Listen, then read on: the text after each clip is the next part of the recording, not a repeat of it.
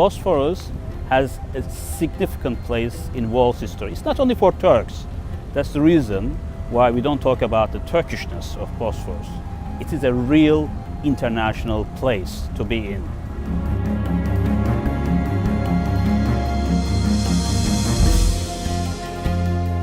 Social, economic, political, and environmental patterns affect us in such a way that it becomes ever harder to adjust ourselves to global changes. Even with improvements in energy efficiency, we expect global energy demand to double by 2050.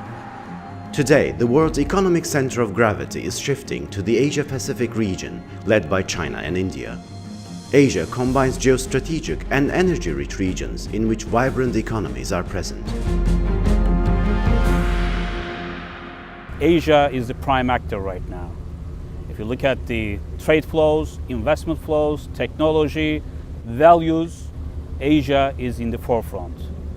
It is projected that Asia, led by India and China in particular, will be overtaking the G7 economies altogether by 2035. On the other hand, higher financing costs will reduce stock market valuations, thereby adversely affecting stock market performance. Businesses will have to become smarter and more innovative. Likely shortages in availability of capital will mean that managers will have to invest scarce capital a lot more judiciously. For energy and related infrastructure projects, we need around $37 trillion between now and 2035. And in the past, you could go to New York, London, and Frankfurt, you could raise your funding if the project is bankable. Right now, this also has changed. There's a new game. It is Singapore, Shanghai, Hong Kong, Delhi, Moscow, and the Gulf nations. So financial flows have changed. You have sovereign wealth funds, you have Islamic finance, almost $7 trillion worth of Islamic finance that you need to tap. So you have to look at new sources of funding. We are in the middle of an energy revolution. What seemed unimaginable 2 decades ago has become reality. Energy is again on top of the political agenda. Nuclear renaissance is not over. It has shifted to east. Russia is losing its steam, and its influence is waning in Central Asia and Europe and international markets. Iran is coming back as part of international community. It will change not only the game, but also rules of the game and the players of the game. So we all need to better understand what's happening and adapt our governance structures and policies accordingly.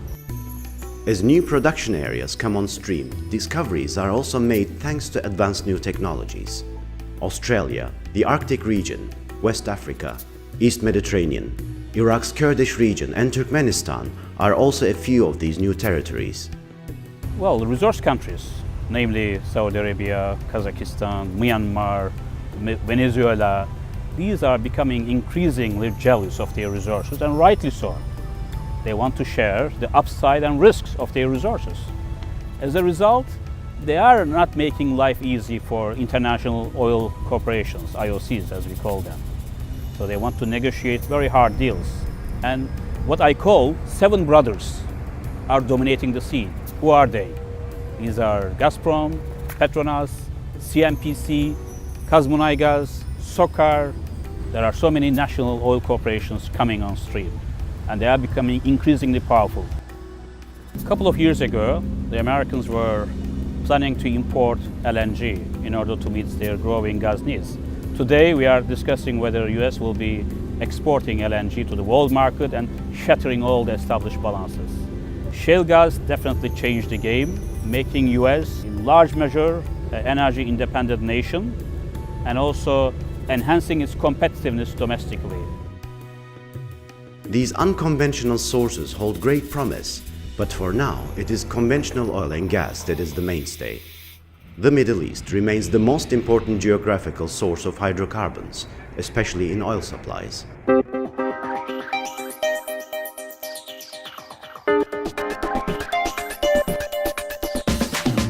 World energy consumption is expected to rise 56% in the next 3 decades, driven by growth in developing countries.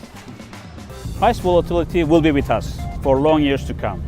It's not only fundamentals, demand and supply, but above the ground factors determine the oil price fluctuations. This great region, east and west, as well as north and south of the Bosphorus, is a powerful game changer. Hence the need for intense, genuine dialogue and mutually beneficial partnerships. I think these three catchwords are very important: partnership, cooperation, and dialogue. This is where the Bosphorus Energy Club comes into play. There are not many forums to make this happen in a relaxed, dynamic, innovative way.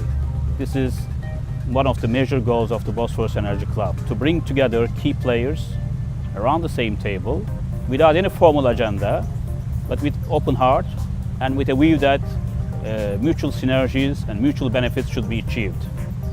So with these thoughts, I'd like to say warmly welcome to the Bosphorus Energy Club.